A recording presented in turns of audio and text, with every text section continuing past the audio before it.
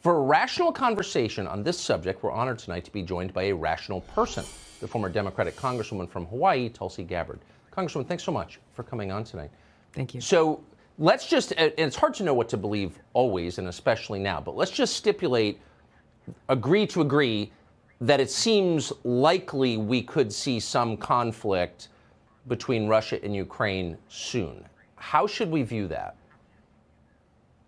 Well, first of all, President Biden could end this crisis and prevent a war with Russia by doing something very simple, guaranteeing that Ukraine will not become a member of NATO.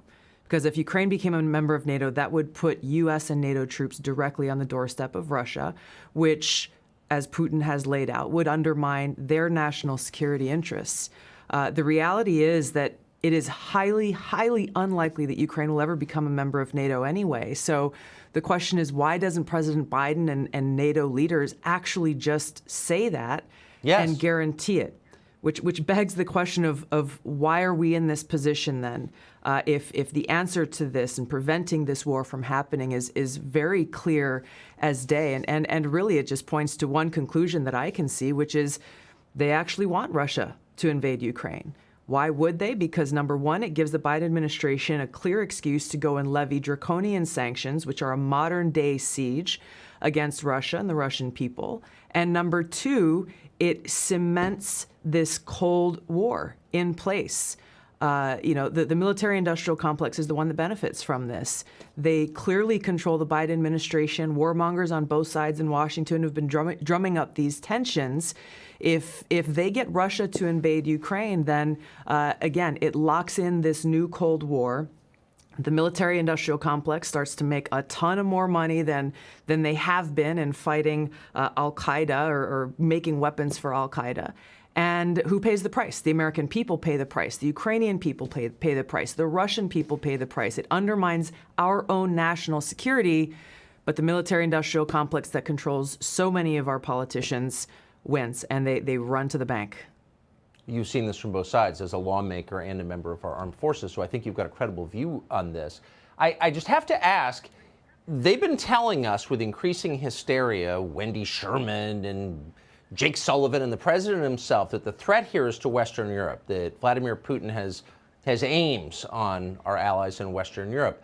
Why don't the Europeans seem as afraid as our leaders are, if that's true? I think that is a legitimate question that no one in the Biden administration or the NATO leadership has responded to in any way.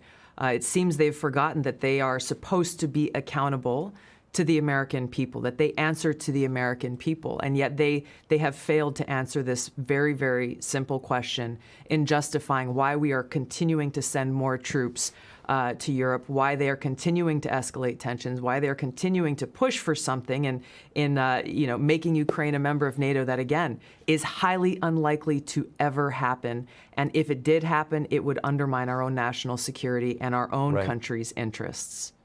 There doesn't seem an upside. I mean, no one has been able to explain why Americans should want Ukraine to join NATO. Is there something that we're missing here? Is there some benefit to the United States from having that happen? I've looked at this carefully, Tucker, and I have yet to find any benefit that a political leader has used or could use to justify this to the American people. All you hear is like, well, we have to defend democracy. We have to defend this democratic country of Ukraine. But as you know very well, this current president, shuts down, arrests political opposition, throws them in jail, shuts down TV stations that are critical to him.